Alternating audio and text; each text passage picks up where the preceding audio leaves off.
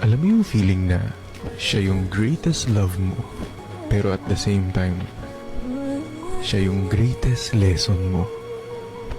Yung minsan mong tinuring na mahal mo.